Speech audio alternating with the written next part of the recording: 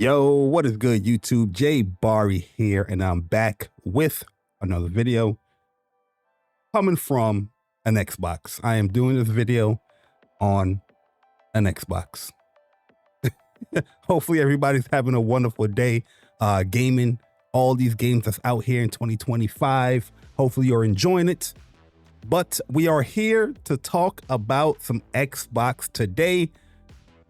Because we have this person that used to work for Xbox, ended up starting up Xbox, Laura Fryer. And she's giving an opinion piece about the future of Xbox. And to be honest with you, listening to this video, a lot of things that have been said here, I kind of feel vindicated. Vindicated. I am selfish. I am wrong. I swear I'm right. I swear I'm right. I knew it all along, and I am flawed. We feel vindicated out here a little bit because a lot of things that she's been saying here, I kind of felt the same way from, diving into Xbox One, seeing how Xbox One kind of imploded and, looking at the Xbox Series consoles. You know what I mean? My history of Xbox is not like a PlayStation or Nintendo, but I did get into Xbox from the 360. I got me an Xbox One, and majority of the times, the 360, I got into that because I couldn't get a PlayStation at the time. But I was playing 360 for like almost a year before I ended up getting my PS3. And the Xbox One, I ended up getting the Xbox One, listening to Phil Spencer and all the representatives. And I ended up getting it because of Titanfall. Titanfall was intriguing enough for me to be like, you know what? I'm getting me an Xbox. I got me an Xbox in like January of 2014. Yeah. And, been playing, Xbox since then, whatever exclusive games that they had over there at the time. Then I got off of Xbox during the Xbox One generation, just seeing where it was going with the Play Anywhere. And around 2018-ish, 2019-ish, that's when I started, going over to like PC gaming to play their games. And I never, bought into the Xbox console or their services after that. So a lot of the things that she's pretty much saying here in this video, we're going to react to it, give my point of view from somebody that's on a different side of things, or how I view gaming and how I like gaming, and how Xbox is pretty much, in my opinion, diminishing their brand a little bit from what they're doing, especially on the hardware side of things. And these are things I've been talking about on my channel for a very, very long time, from like 2018, 2017 to now. The whole multi-plat strategy was calling that out for the years. I'm telling you, we're gonna pause on a lot of these things here, but a lot of things that I've said here, she's definitely pointing out. So it kind of feels good because Laura Fryer is doing something that the Xbox community or fan base or influencers couldn't do or can't do.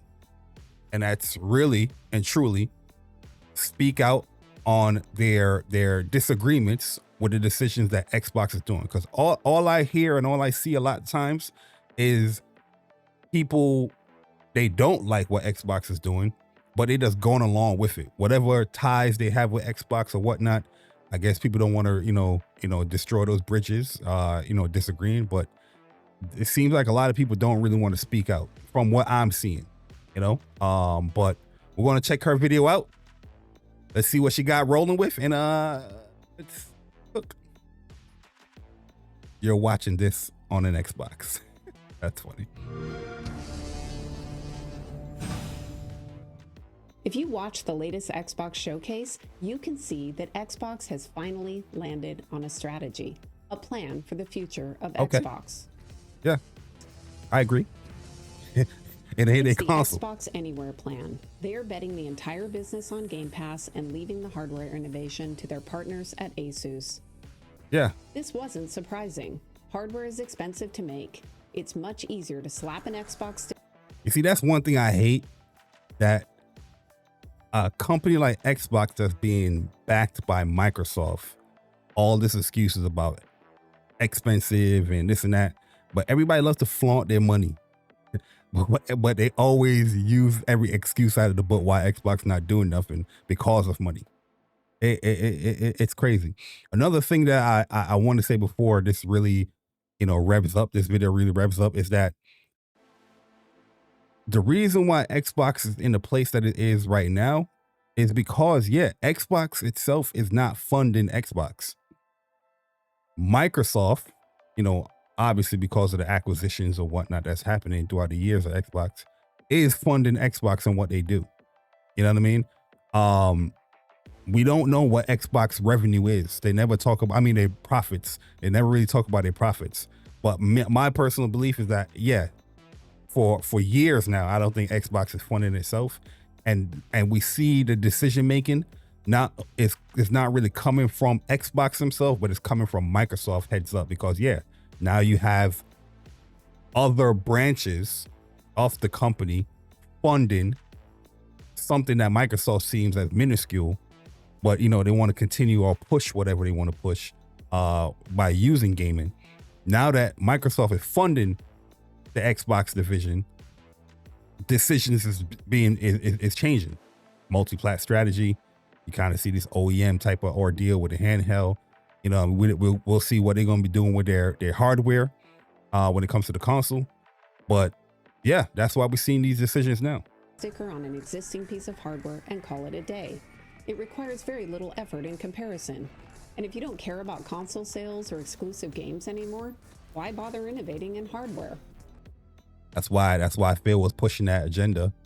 He was pushing that notion for years. Oh, exclusives don't matter. Sales don't matter. Even though these are things that Xbox have been touting for years, that was built upon them. Look at the beginning of the Xbox One, or even the 360 and all that, or what they was pushing. Now with the Series S and X, that exclusive talk has kind of been dwindling. That sales talk has been doing well. From the Xbox One, the sales talk has been doing, but you get a point. I'll admit, it's a great message for gamers. Who doesn't want to play their games with their family and friends on any device and any platform? Yeah, it is a great message. That's all it is. It's marketing. It's style, not substance. Just because.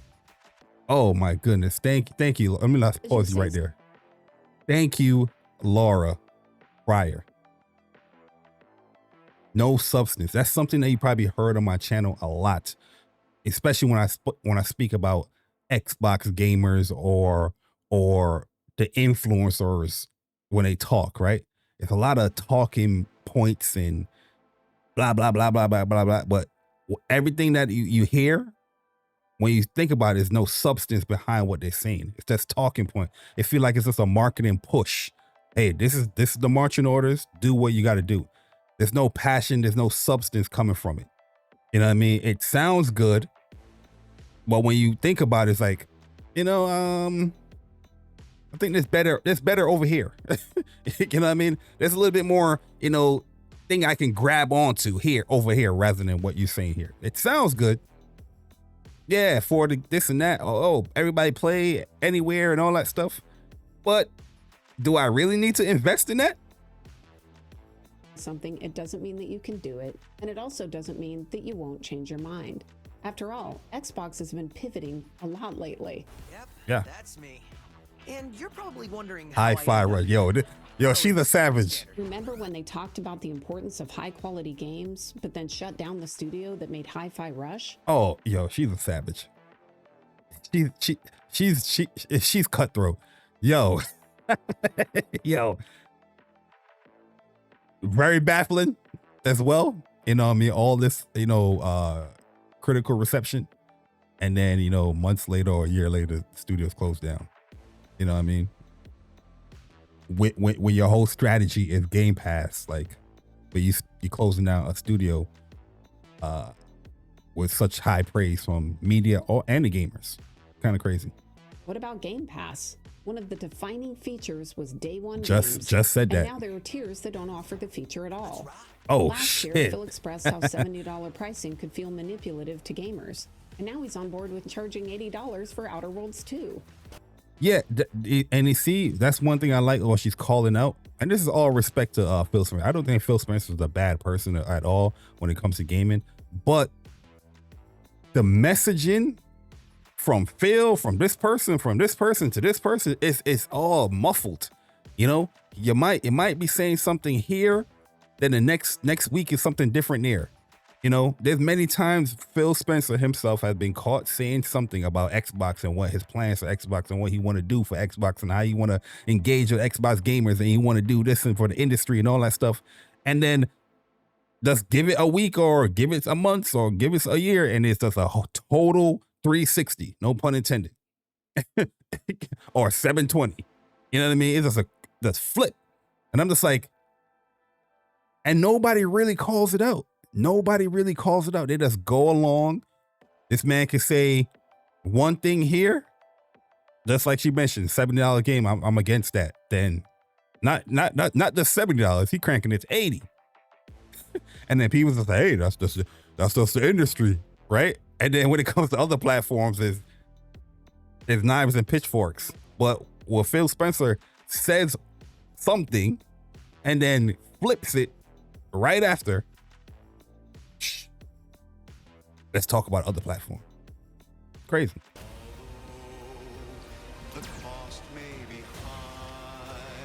Oh man, she playing the thong too? Yo, Miss Fryer, you're a savage. From my perspective, the Xbox strategy has been chaotic, so it's hard to say exactly what they'll do next. Yeah, I agree. I agree. You know, I agree. Remember the business meeting 2014? Those 4 games. All us PlayStation people was like, I don't think that is true. And what they were telling me, we're toxic. We don't know what we're talking about. But you know, it's funny. Everything that we've been saying that, you know, we can see with our own eyes.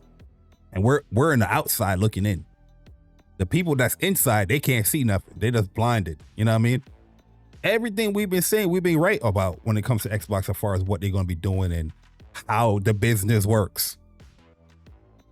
And that's why I said there's no substance there, because there are bigger Xbox content creators, influencers just in the industry alone. You know, when you look at YouTube, big Xbox content creators, a lot of people that like Xbox, huge channels, right?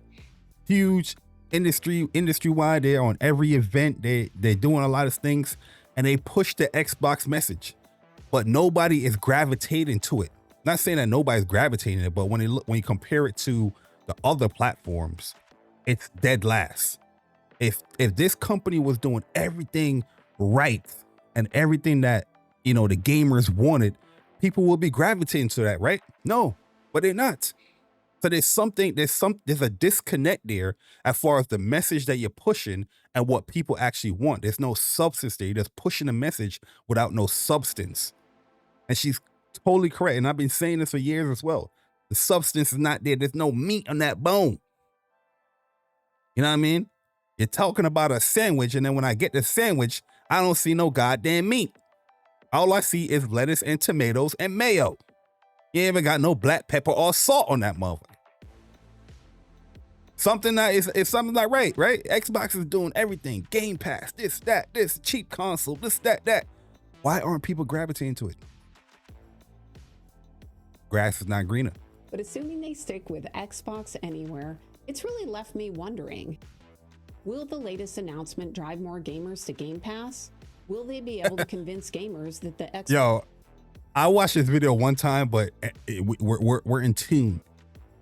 Will it drive? If people are not driving there, you think something like Game Pass, the best value in gaming that people like to push, 30 million. It's best value in gaming. You see hundreds of millions of people on that motherfucker, but nobody's really doing it.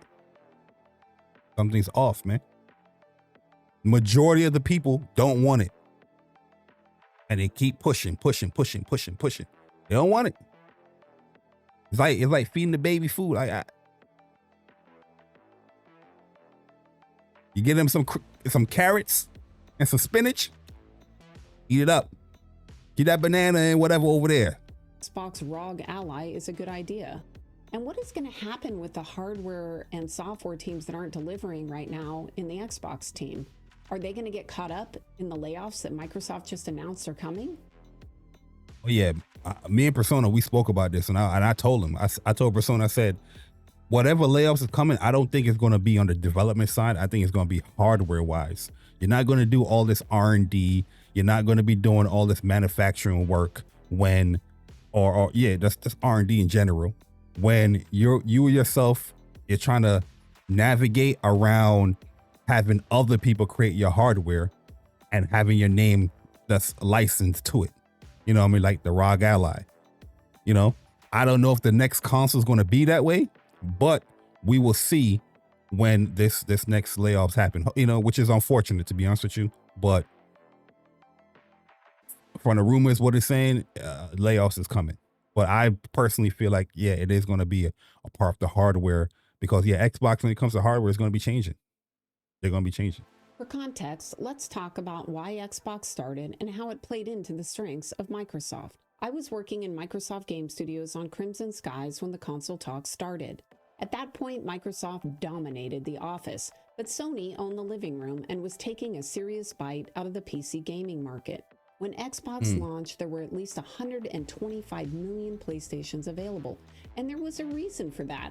Gamers could just plug in the PlayStation and the games worked. They didn't have to worry about why that piece of software on their Windows system didn't play nice with the other piece of software, and why their video card wasn't working, or that they needed an updated driver. It was simple. Yeah, that pertains just to PlayStation. I mean, that's the console gaming in general. You know, that's why a lot of people gravitate. Like PC gaming is growing and growing and growing. Don't get it twisted, but console gaming is also growing. You know, you have been PlayStation doing well. You have Nintendo, you know, right from the Wii consoles to the Switch consoles. You know what I mean? You see growth there. You know, PlayStation 4 to 5, growth there. PlayStation 3 to 4, growth there.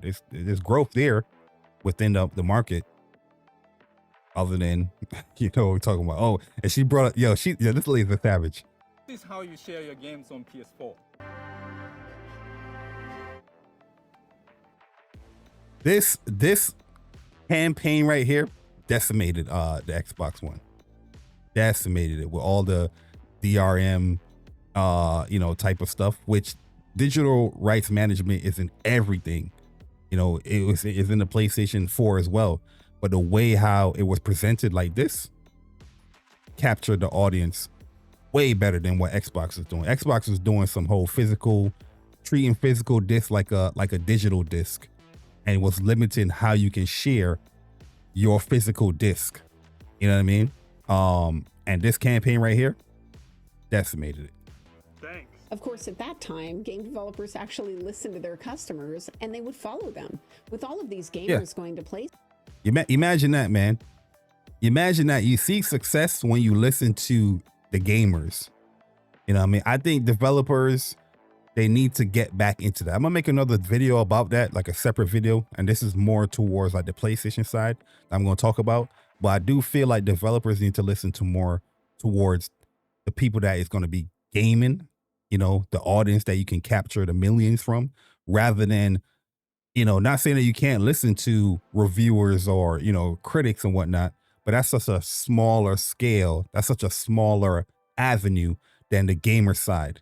You know, where you want to get your sales from, the 100 people that's going to review a game or the millions of people that's going to play a game. But we'll talk about that in another video. PlayStation, game developers started trying to climb the hill of learning the PlayStation. And if they could do that, then they didn't have to worry after they made their game about testing all of those hardware and software compatibility issues that plagued the Windows ecosystem. It just worked. Microsoft could see this threat, so they I remember this rock. What Microsoft does best. They took over an existing market by leveraging their strengths. This is good marketing. They had a fine-tuned system of execution at scale. They knew how to ship product, and they knew how to scale their system across a large team. Luckily, Microsoft had already built a game developer foundation with Microsoft Windows and DirectX. The message for Xbox was simple. With a hard drive, you could build your game once on Xbox or Windows, and it would just work. Of course, the problem was Windows was bloated. So without telling Bill Hmm. Gates, the Xbox team removed the bloat and made a light version to power the box. I start to try to argue for this, why we can't have the normal version of Windows. Bill doesn't want any of it. He doesn't want to hear it. Bill was like, knock it off. Yeah, I think I remember hearing stuff like that. That Bill Gates wasn't like too much for like the Xbox console and minimizing Windows. I think I remember hearing stuff like that, or I watched a documentary or something like that. It might be this Xbox console. It might be this little document that she snipped from. He yells at me, shuts me down. We did everything we could to make the platform as attractive for game developers as possible. We even hired 50 game makers into the Xbox Advanced Technology Group to support the game developers. The ATG team collectively had made hundreds of games, so we were great ATG at team. translating game developer concerns into changes at Microsoft. We did whatever it took. That was you, And this Laura? focus on developers. Yeah, I see you. It was a game changer because we attacked one of Sony's biggest weaknesses. They did not have great developer tools or support or documentation. Yeah, but you see what she's saying there? She attacked one of Sony's weaknesses, the development tools, the support and whatnot. But that is what competition does. You see a weakness from the other side, you try to tackle it. The other side see it. Oh, I got to get better because this person's stealing consumers from me. You know what I mean? And it brings forth innovation and creativity within the platform.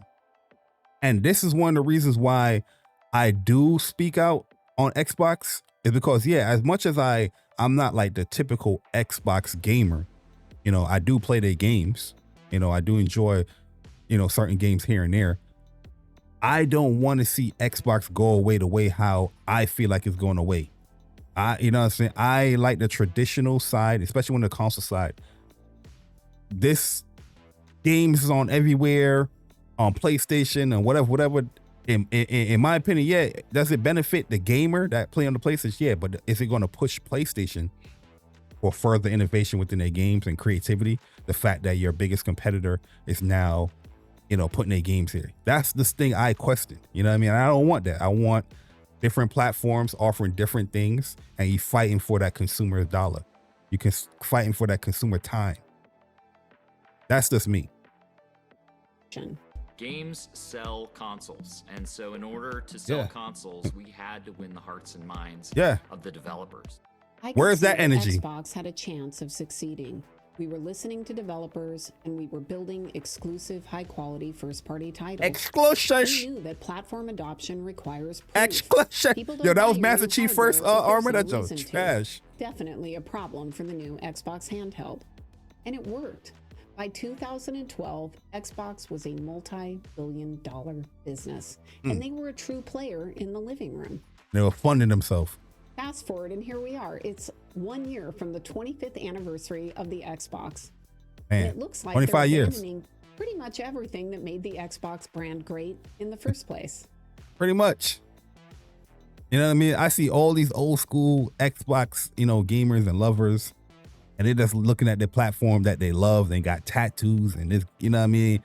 And it's just diminishing. Like, what are they doing? You know what I mean? There's no, this is a cool concept right here, having a ROG ally. But even with their verbiage and their wording and how they deliver things, it's just not clear. She's going to talk about that as well with the ROG ally, but I don't know, man. Xbox, it's not a good look. And this is coming from somebody outside of Xbox fandom. It's not a good look. And we've been trying to tell y'all, and you don't want to listen. Let's start with the handheld announcement. I've seen mixed reactions, and that has me really puzzled because I don't see any reason why anyone would buy this piece of hardware. Just like the I'm not even going to lie with you, though. Other than, like, you wanted, like, the strong hardware. Like, me personally, I'm like, I don't know why anybody buying a ROG when the Steam Deck is there. When you have Xbox games going to Steam. You know what I mean? Other than the push of Game Pass. Well, I think you can even play the Game Pass games on the Steam, right?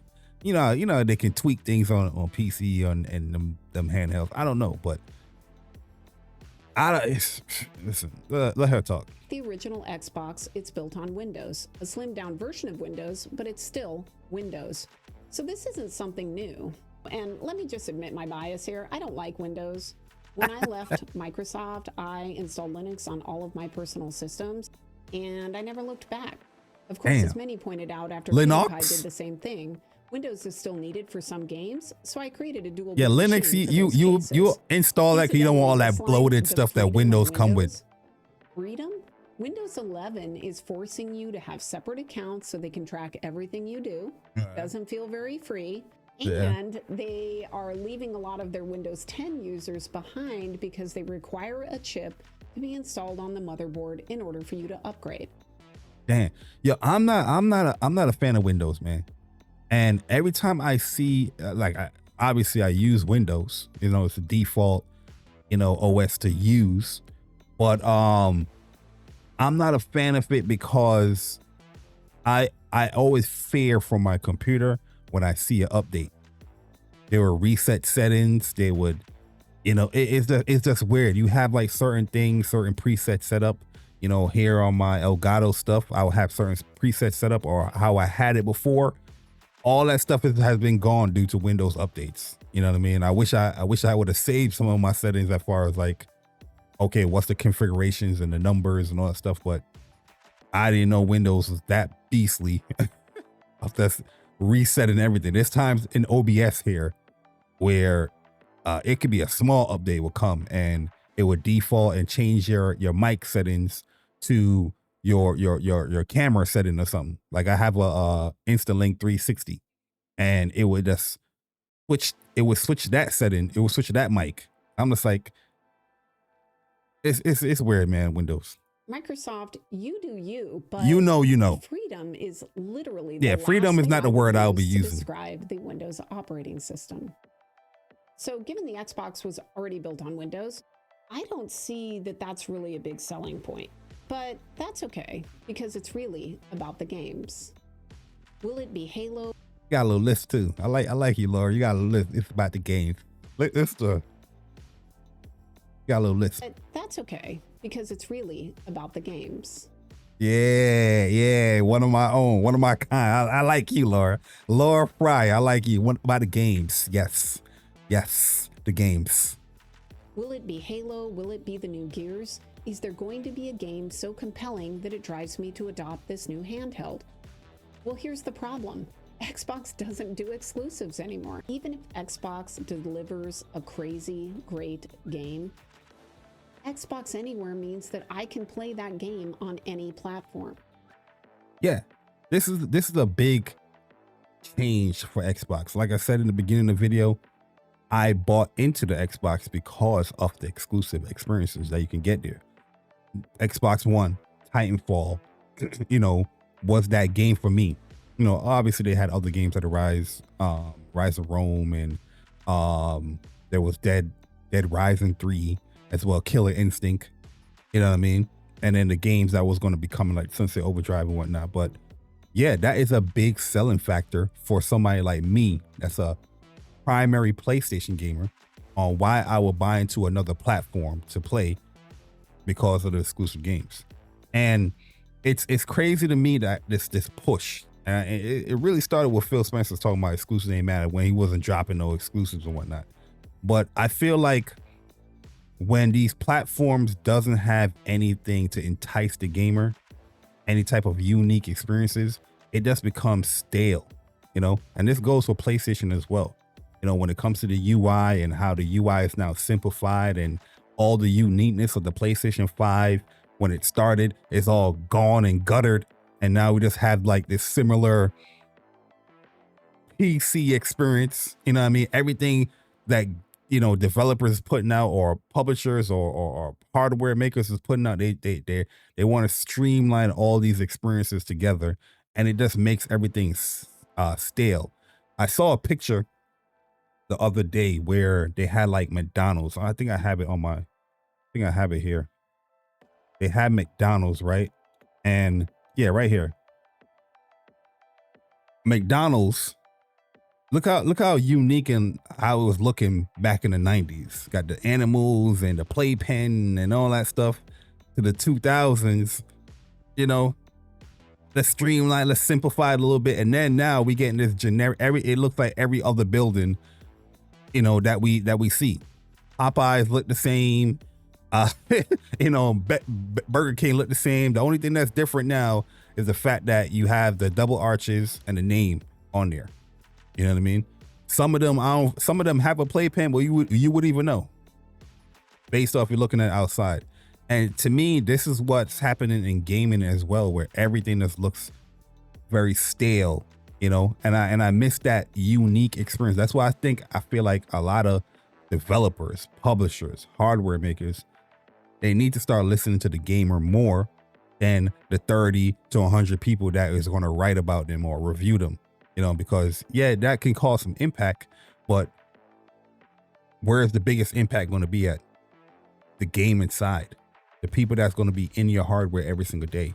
And I feel like the same thing when it comes to the exclusive side of things. When it comes to Xbox, it's like, it sounds great that, everybody gets to play the game, but now your platform, the people that have been gaming on your platform for almost 25 years, that uniqueness is now gone.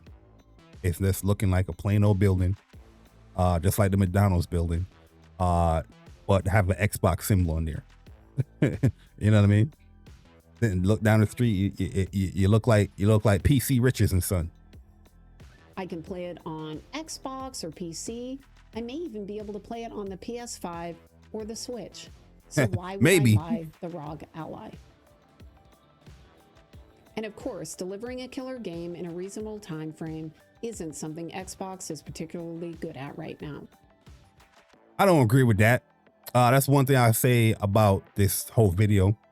I don't necessarily agree with her, is that especially this year, especially with all the acquisitions that Xbox have done, those acquisitions, when it comes to game deliveries, are paying off. You know what I mean? You had South of Midnight, you had Doom, Indiana Jones was like what, December? You had a proper cadence of games releasing throughout the year. So, and these are big games in my opinion. I don't necessarily agree with that statement, but the overall sentiment that she's saying about, you have these hardware, but you don't have no games to tie nobody to it. I agree with that. The uniqueness of the console, the incentive of it is gone. During the showcase, there were several games still in development that weren't even mentioned, like State of Decay 3, Perfect Dark, and Fable. And Perfect Dark is what I'm waiting for. Y'all can keep the Fable and State of Decay 3. I don't know why people even clamoring for State of Decay 3. I can understand Fable, but Perfect Dark, from when I seen that trailer, but it was like 3 years ago, that thing looked great. You know what I mean? I smelled the fragrance on that one. That one I was like, that caught my eye. If they said Xbox exclusive, I'd be like, hey, gotta go get me an Xbox Series X. But you just lost on our hardware sale. Any of these games have been in development over 5 years. There's only one reason these games are behind. It's because Xbox has lost their culture of shipping at scale. They don't have the people or the process in place that can ship. And it's a shame because they used to do better than anyone in the business. Recently, Microsoft announced that they were going to be doing layoffs. A lot of people are speculating that it's going to be the sales division, but I'm not so sure. I think that if I was working on one of the games that didn't make the showcase, or if I was in the Xbox hardware team, I would be worried. Yeah, I'm leaning towards more the hardware side. And I feel like the ROG Ally X is a glimpse as far as the future of Xbox when it comes to hardware. And the fact that you will go down that route, all the people that work in the hardware on the Xbox side, and I think people have lost their jobs on the Xbox hardware side. They were doing something now with the Surface. It's creating like the new, or helping create a new hardware or something like that. That's where I would assume, majority of layoffs will be. But like I said, layoffs suck regardless. And we'll see what comes from it when they announce it. But right now it's just a rumor and whatnot. So there isn't going to be any killer game that drives me to buy this handheld. And that's okay, right? Because Xbox Anywhere means that I'm going to be able to play all my Xbox games and PC games on my handheld. And that right there could be a big selling point. Except it looks like that might not be the case. There's been some confusion on this point, but from what I can tell, Pure Xbox is correct. You won't be able to play native Xbox games, only native PC games. Yeah, and that's the delusion with the marketing of Xbox. Like, they would say something on the stage and they show, and then you will get the full reveal, after, and it's weird because there's many times they will sit down and say certain things. Yeah, we're going to be more transparent. We're going to tell the community where you can play the games and how you can play them and what the frame rate is and all that stuff. And then the stuff happening is like, it's 30 frames. This wasn't running on the Xbox. This console or this handheld doesn't run Xbox games natively. It's PC games. I don't know. This isn't great, in my opinion. If Xbox Anywhere means I should be able to play all my games on the handheld device, then darn it, I want to play all of my games, not just my PC games. Yeah, you can still play all your games, but you're gonna be using like the portal. You're gonna be playing it streaming. You're gonna have to Xbox Game Pass it up, Ultimate Game Pass, and use that xCloud to stream those Xbox native games on the ROG Ally. You know what I mean? Or you're playing the PC version of those games on the ROG Ally X. That's what it is. But they should have. If you want to sit down and explain or have this whole marketing spiel on this console at the showcase, you can explain those things during the showcase as well. You don't have to wait a day or 3 days after to learn about what is going on with this actual hardware, or wait a day until, the people that played the hands-on impressions on it tell you a day after or 2 days after. Further on in the article, they say, let's hope we might get native console games in the future, but it's not something we're expecting right now. Think of the ROG Xbox Ally as a Windows 11 gaming PC with Xbox-specific features, because that's basically what it is. Yeah. If you don't have a big budget, why not just buy a PC? They're not that expensive if you build it yourself, and you'll have Windows 11, just like the handheld, and you... Well, they are buying PCs, Laura. If anybody's excited for this handheld, they're buying into the PC. Xbox has been forcing their gamers to PC side for years. I've been saying this as well. They are migrating their gamers over to PC. A lot of the benefits, even heck on the PlayStation side, some of the shit is just like the console experience is way more expensive. You know what I mean? Than the PC side. If somebody that's not full knee deep into PlayStation, you would think like, I think I would just invest into the PC and, play the games over there, especially in the live service department. You know what I mean? It's not as attractive on the console side when it comes to the live service, but I digress. You'll be able to play all of your PC games. If you want a handheld, skip the PC and buy a Steam Deck or some of the other handhelds with SteamOS on them. Hey, it's built on Linux, so no Windows 11, and...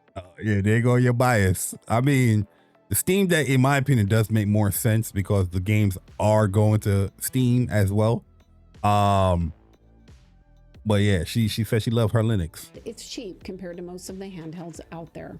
And that brings up one other possibility to consider. Oh, it is cheaper than a ROG too. Its price. Maybe Xbox and Asus are going to undercut the market by making this a very inexpensive handheld.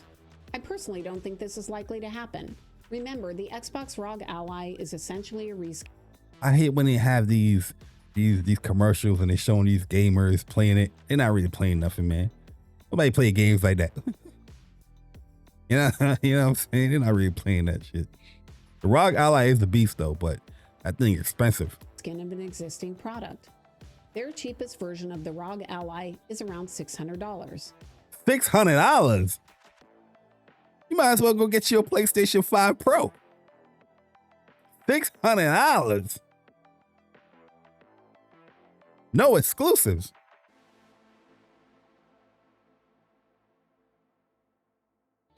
I assume that both Xbox and Asus don't want to lose a lot of money on this new device.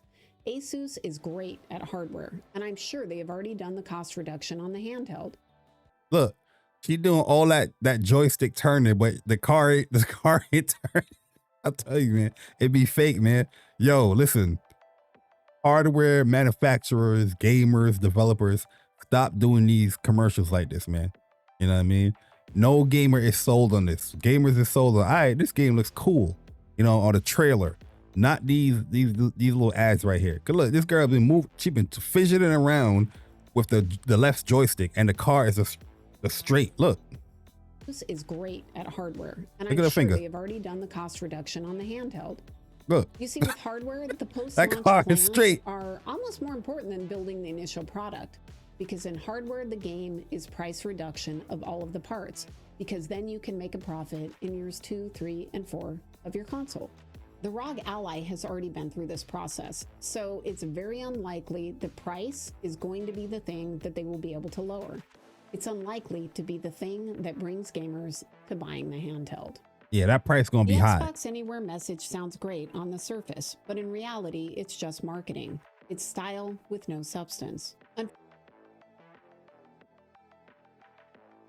Key word of this whole little spiel that she's having here, this little soapbox: no substance. Substance. The Xbox as a brand is lacking that substance.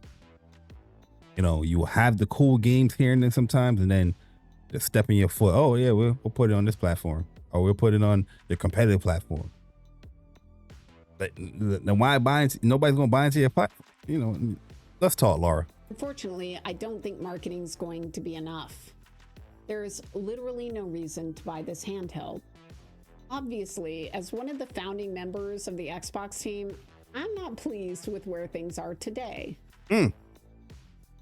Founding member talking about where Xbox is today, and she have every right to say what she got to say. I see people trying to come at her now saying that she can't speak on Xbox. She hasn't been working for Xbox for years. You ain't working for Xbox.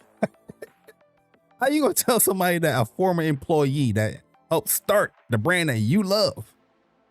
And to be honest with you probably was in love with Xbox when she was on board. But she can't speak on Xbox. Same thing with Mike Ybarra. Mike Ybarra is coming out and saying his thoughts on Xbox, and they tell him, they're trying to check him too. All this sensitivity about Xbox. They are doing the thing that you, the consumer, you, the Xbox gamer, you, the Xbox influencer, should have been doing. You know what's the funny part about it? They don't disagree. It's just not coming from them. They would never say it. That's the crazy part. But if you look at the DMs, if you look at these secret chats that they be having, they don't disagree. They agree with every single word this lady's saying, every single word that Mike Ybarra is saying, or any former Xbox employee has been saying. They agree, but they're not bold enough to say anything. If they say anything critical about Xbox, it'll be 1 or 2 sentences, and then they're gonna move on. Oh, I don't think they should do this. Yeah, Xbox is great. Look at Phil, what he just said. You know what I mean? You're not gonna see a whole 12-minute, 13-minute video, a whole podcast talking about, hey, I don't like what I'm seeing here. They're gonna talk about the critical stuff for like 2 seconds, 1 minute, and then continue to glaze Xbox and Phil Spencer right after that. I don't love watching all of the value that I helped create slowly get eroded away. I'm sad because I respect that. I respect that. Somebody that helped establish something, that's always going to be your baby. That's always going to be something that's a part of you. and now you've seen that just dwindle away, just diminishing. Yeah, you have every right to speak out on that. That's the vibe I'm getting here, and she pretty much just summed it up right there. From my perspective, it looks like Xbox has no desire or literally can't ship hardware anymore. So this partnership is about a slow exit from the hardware business completely. Personally, I think Xbox hardware is dead.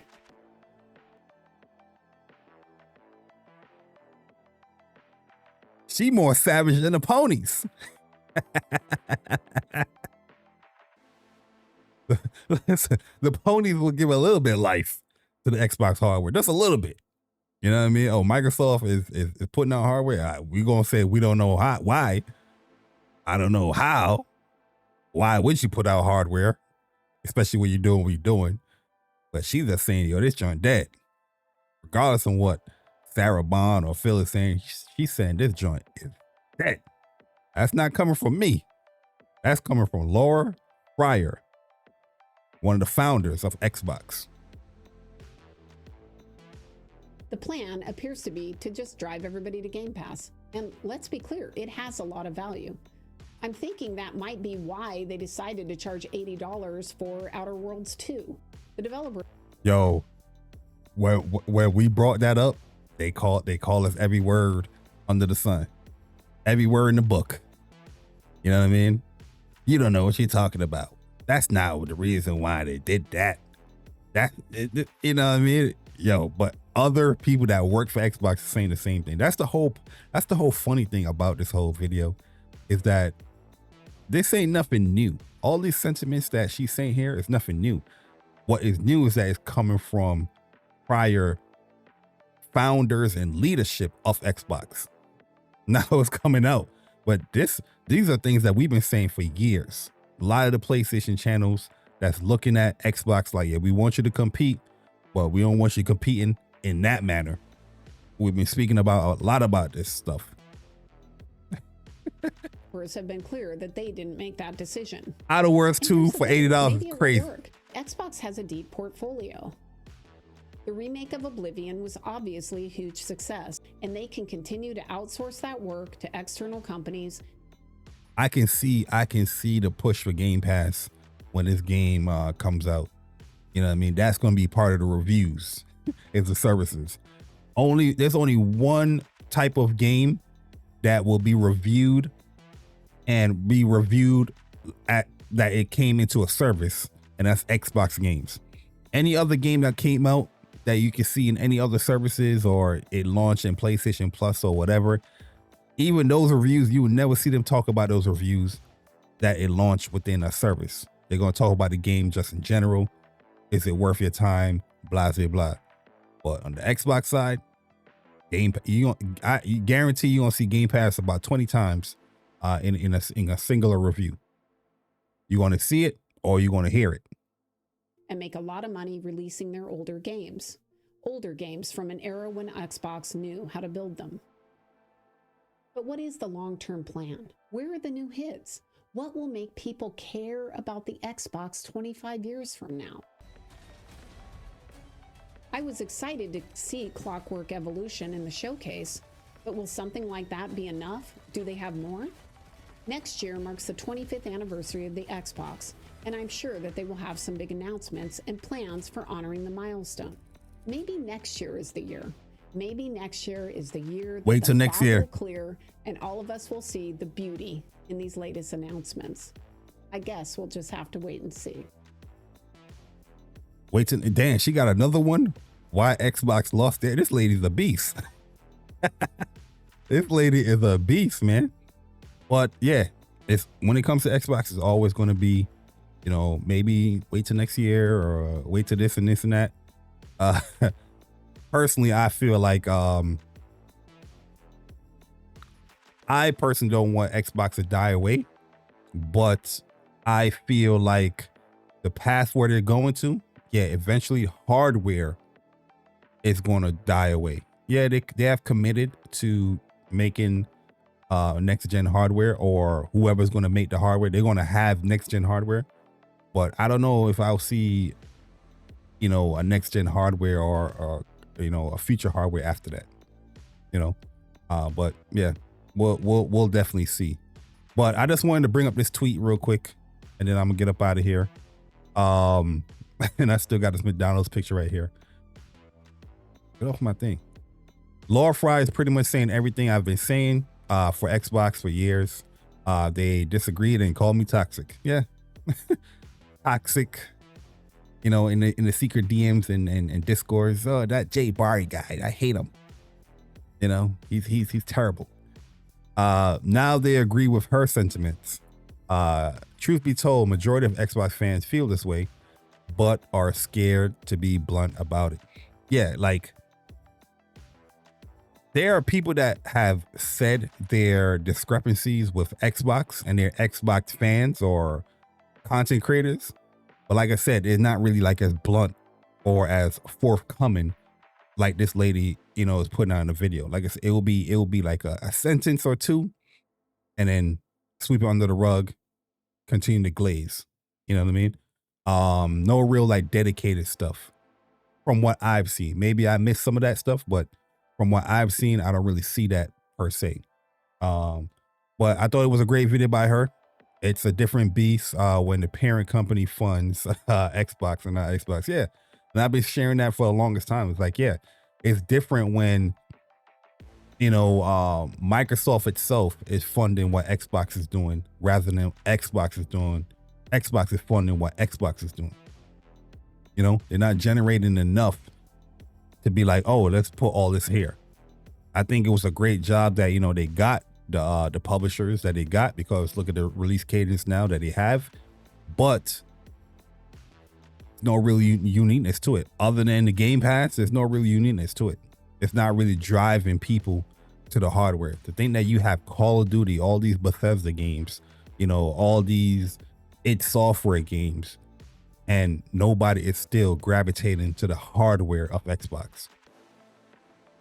That spells to me that, yeah, I mean, you don't really care about it. Why you're still in it? Eventually, you're gonna, you know, depart from the hardware business.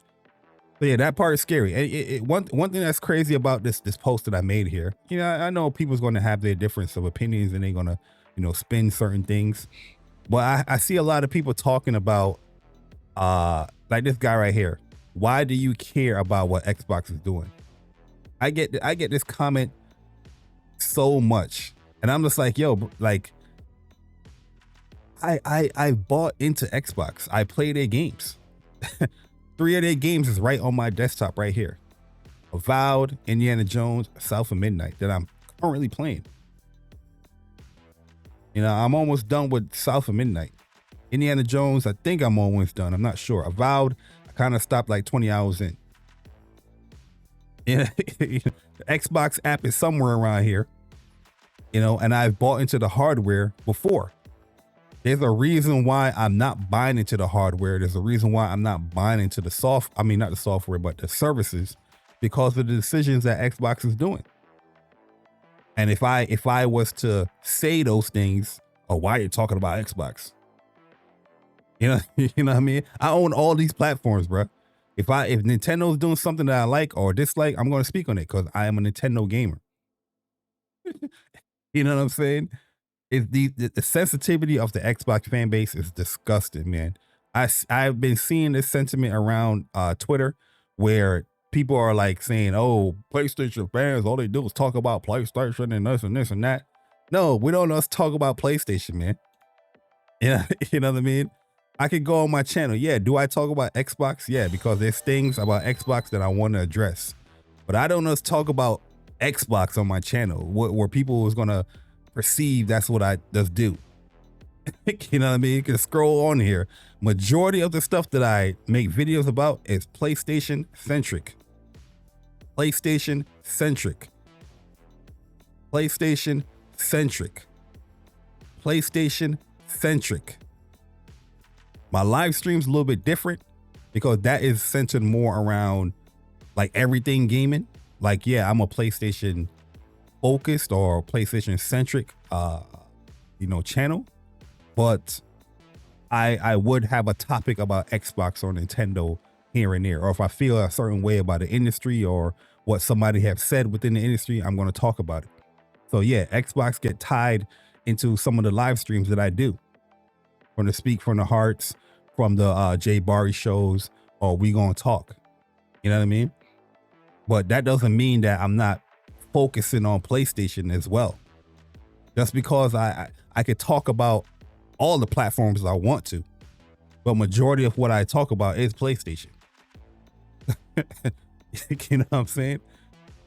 So it's just kind of weird with this whole energy that these Xbox gamers give off, as far as like, oh, why are you talking about Xbox? Because you don't. It seems like a lot of the PlayStation people care more about the future of Xbox than the Xbox gamer. These people don't want to buy no games. They don't want to play no games. But they want to sit down and just talk. And they ain't even talking about Xbox. They're talking about PlayStation and how PlayStation doing wrong. Well, all the numbers and the accolades is telling you different. Men lie, women lie, the numbers don't. You know what I'm saying? It's just crazy out here, man. It's crazy. Well, big shout out to Laura Fryer.